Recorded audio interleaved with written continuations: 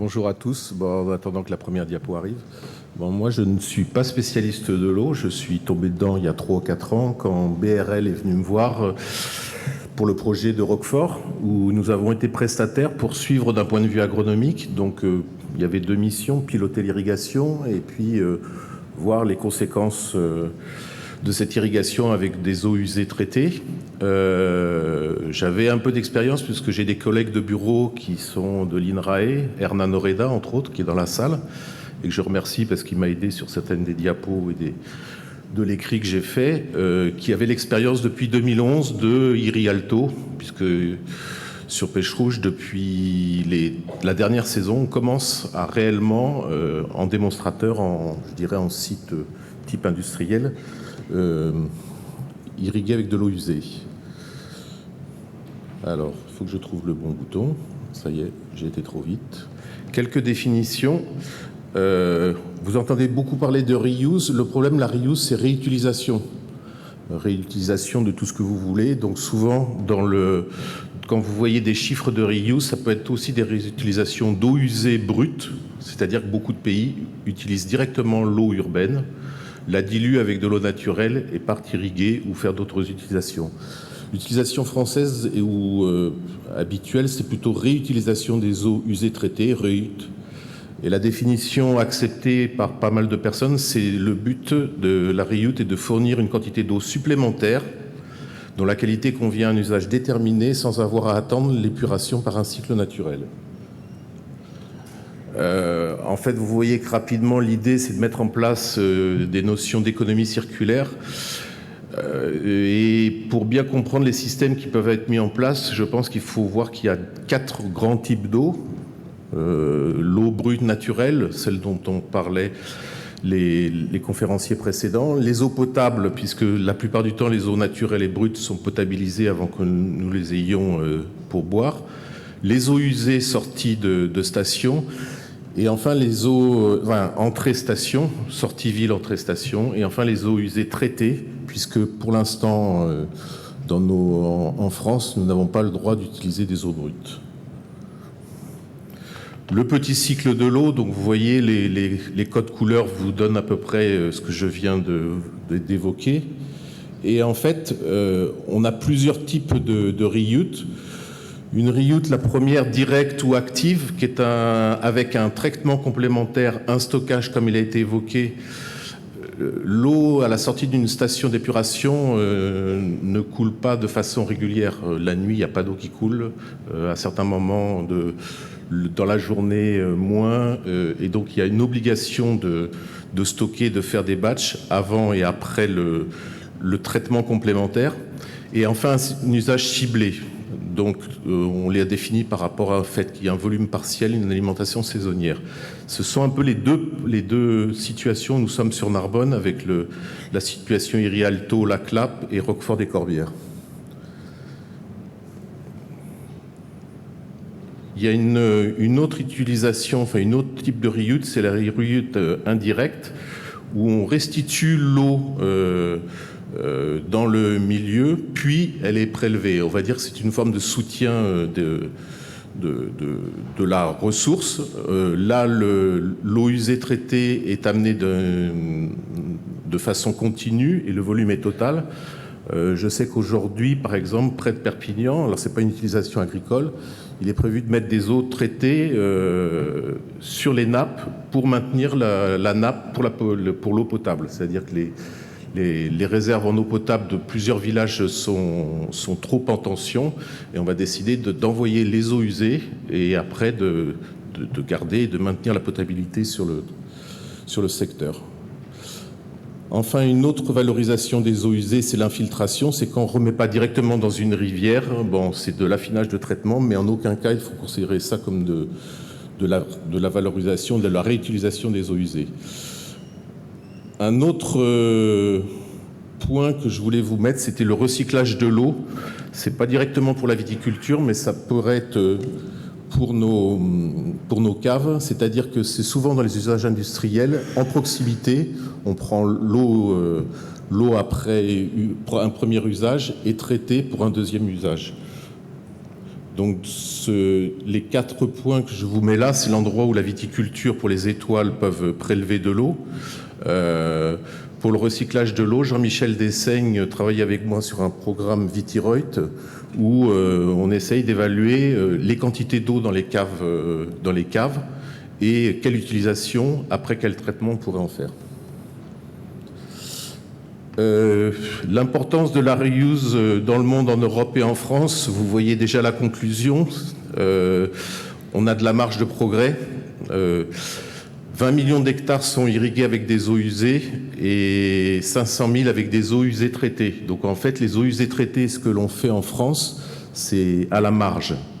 La plupart des pays qui sont vraiment en tension, on est encore dans des situations de confort. Tout ce que j'entends aujourd'hui, je pense que si demain on va en Israël, on va comprendre ce que c'est que d'être en tension en eau.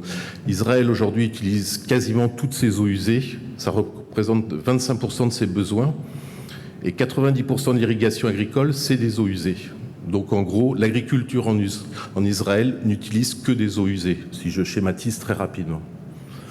Dans les pays du Maghreb, donc un peu plus près de nous, mais déjà un peu plus en tension, les taux de réutilisation sont de 25 à 30%, un tiers d'Israël.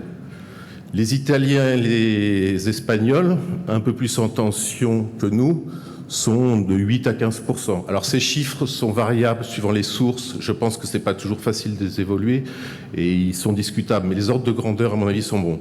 En France, on est de l'ordre du pourcent. Alors peut-être 2, peut-être 3.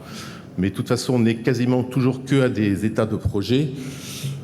Moi, j'ai mis dans un ordre les tensions sur la ressource, à égalité peut-être avec une réglementation relativement dissuasive, et puis la viabilité économique qui est la conséquence des 2 premiers points. La réglementation, justement, on a 2 arrêtés ministériels, vous allez les voir si vous voulez, 2010-2014. Ils encadrent les aspects sanitaires et environnement, mais surtout, c'est que pour lancer une utilisation des eaux usées, il faut une autorisation préfectorale et qui s'appuie sur les documents des 2 arrêtés ministériels. Et c'est pas très compliqué de savoir si on est dans les normes ou pas. Depuis 2020, nous avons une directive européenne pour harmoniser les règlements nationaux, avec un but d'augmenter l'utilisation des eaux usées traitées, passer de 1,7 à 6 milliards de mètres cubes. La traduction de la directive européenne en droit français est annoncée pour 2023. Mais je pense que ça fait presque 1 an ou 1 an et demi qu'on l'attend, donc j'espère qu'on l'aura en 2023. À aujourd'hui, 4 types d'eau A, B, C, D, de A relativement bonne d'un point de vue sanitaire à D moins bonne. Et les définitions sont sur un abattement entre le point d'entrée à la station et le point d'usage. Alors l'abattement, c'est une performance. Et en gros, pour le traduire, si l'eau est déjà très propre à l'entrée de la station, c'est très très difficile d'arriver à faire l'abattement. De diviser par 10, 100 ou 1000 des micro-organismes ou des pathogènes qui ne sont pas présents, c'est compliqué. Après, ça intègre les types de cultures. Vous voyez bien entendu qu'une culture vivrière de type salade ou carotte, par rapport à du vin, culture transformée, ou par rapport à de la production de... on peut penser par exemple à des fourrages qui permettraient d'aller dans des méthaniseurs. Il ne va pas y avoir les mêmes exigences sanitaires. Et puis donc en conséquence, les modes d'apport, goutte à goutte ou aspersion, c'est à peu près comme ça que se définit le règlement actuel. Le futur règlement, alors la directive européenne, pour pas dire le règlement français, parce que la traduction française sera ce qu'elle sera, on parlera de seuil microbiologique. Donc pour nous, techniciens ou scientifiques, à un moment, il faudrait être en dessous d'une norme. La discussion que j'ai principalement avec les gens de BRL que je côtoie beaucoup, ils préfèrent avoir ça, parce qu'ils pensent qu'au moins, ils connaîtront les performances à avoir dans les choix que je vais évoquer après. Par contre, le plan de contrôle sanitaire seront renforcés. Dans le coup de la RIE, les analyses obligatoires déjà sont relativement significatives d'un point de vue économique. Et puis, il y a un plan de gestion des risques qui sera obligatoire en cas d'incident. Et ça, je pense que c'est une bonne chose parce qu'en fait, une station d'épuration, c'est un système biologique. Des choses que vous connaissez bien, c'est les fermentations. De temps en temps, ça s'emballe, de temps en temps, ça s'arrête. Et la valeur de ce qui sort et de ce qu'on traite derrière et qu'on envoie dans les vignes peut varier tout d'un coup. Donc je pense que ce serait bien, même pour nos vignobles, d'avoir ce genre de choses. Ça a été évoqué rapidement par M. Access sur les 2 programmes Narbonnais, c'est de la qualité C, avec goutte à goutte. Mais par exemple, pour un projet Héroltais, donc c'est une différence de département, 2 conditions environnementales différentes, c'est la qualité A qui est requise et c'est pas du tout les mêmes enjeux techniques et économiques. Les objectifs de traitement complémentaire, c'est dans un but de qualité sanitaire de l'eau et de risque de colmatage. Pour ça, il y a la plupart du temps une filtration, une désinfection et la désinfection finale ou qui maintient le système de désinfection mis en place, c'est-à-dire la chloration.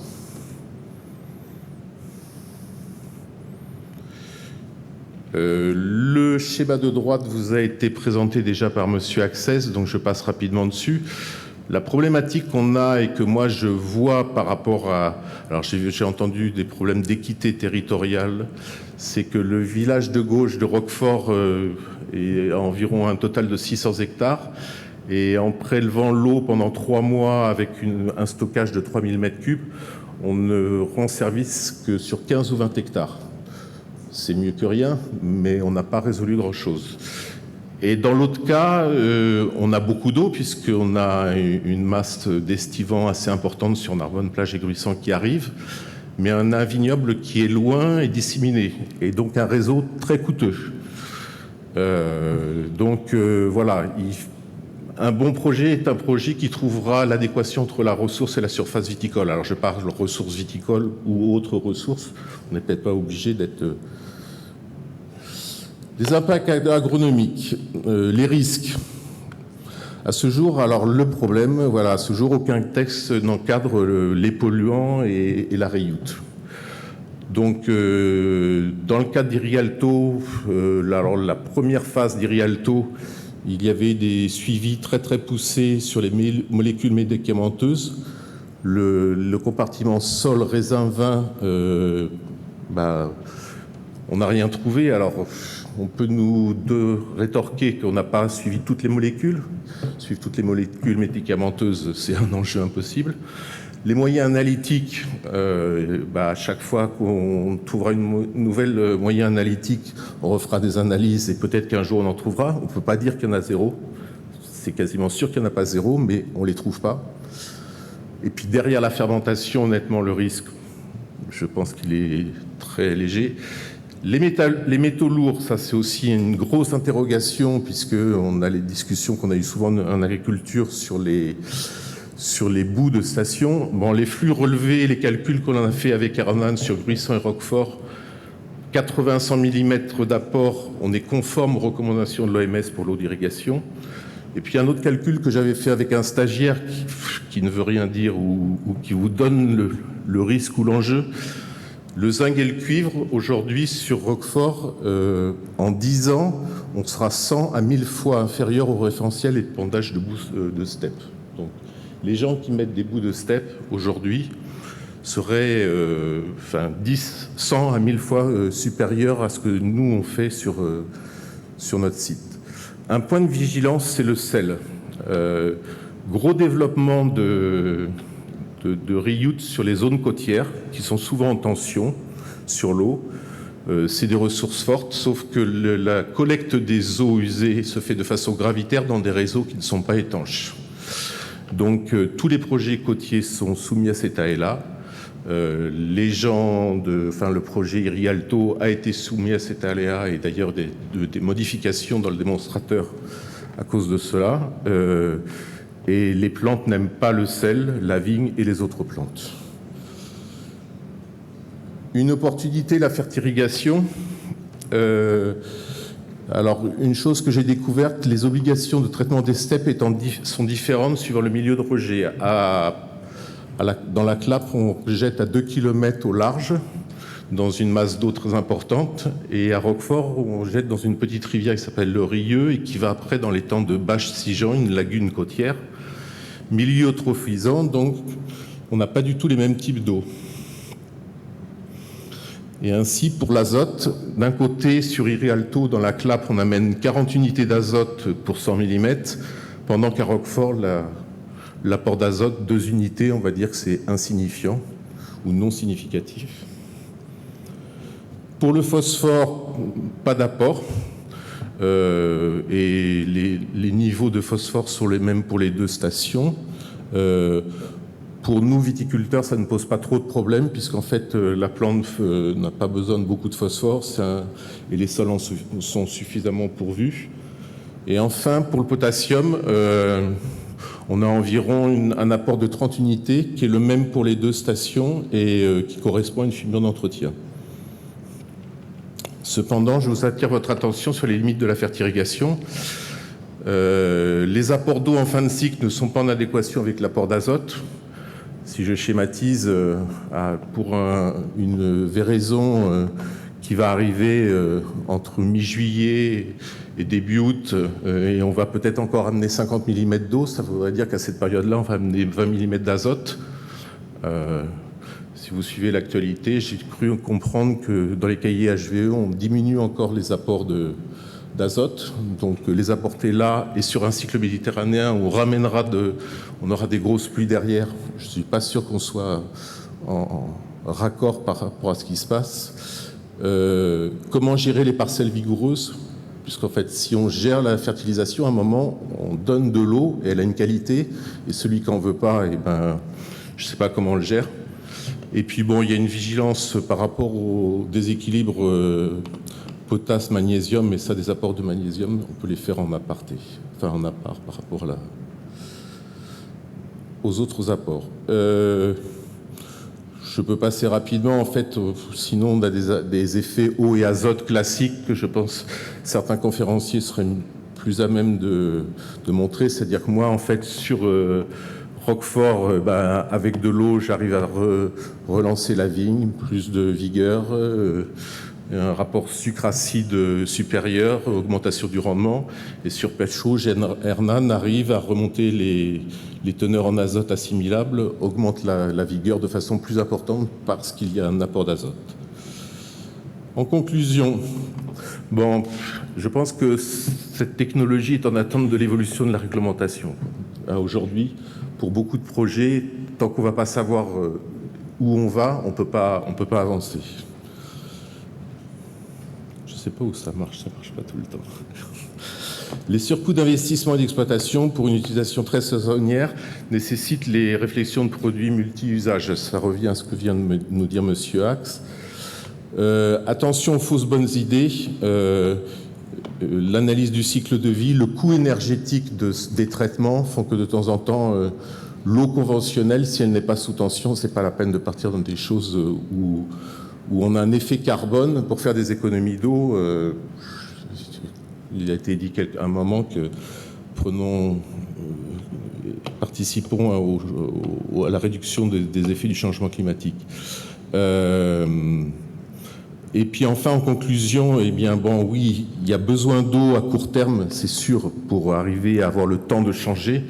Par contre, il faut plus que mettre de l'irrigation sur les vignobles, il faut penser à la densité. Alors, moi, je me mettrais même au choix des terroirs. Moi, je suis arrivé dans une période, il y a 30 ans à Narbonne, où on a quitté la plaine de l'Aude pour monter sur les hauteurs, faire des vins de qualité. Et je pense ça a même commencé, on va commencer à redescendre. Je suis normand d'origine, mon frère drainait il y a 30 ans ses pommiers, cette année il se pose la question de mettre des gouttes à gouttes. Donc c'est juste à l'échelle de 30 ans, ça va assez vite. La densité de plantation, s'il faut qu'on descende à 2000 ou comme en Andalousie, il faudra descendre à 2000 pieds hectares. Donc là c'est le Narbonnais qui parle, mais parce que cette année pour nous c'était pas extraordinaire, c'était difficile, mais il y avait eu des grosses réserves au printemps, donc l'année précédente, 2021, était bien pire. On en discutait avec Hernan. Sur la Clappe 2021, c'était bien pire que 2022. En mode de conduite, Le gobelet, ça marche très bien. Et puis bon, après, l'encépagement, l'ombrage, ça, c'est habituel. Programme Irialto, programme pilote de Roquefort des Corbières, qui est un programme BRL. Vitiroyd, qui est en cours. Tout ça financé par les collectivités, par l'Agence de l'eau, par l'Union européenne. Et puis merci aux vignerons qui se sont engagés, parce que irriguer avec de l'eau sale, on en parle nous tous comme ça, mais de temps en temps, ça, c'est pas toujours si simple que ça, sur l'image du produit. Donc la cave de Gruissant et Cap Le 4.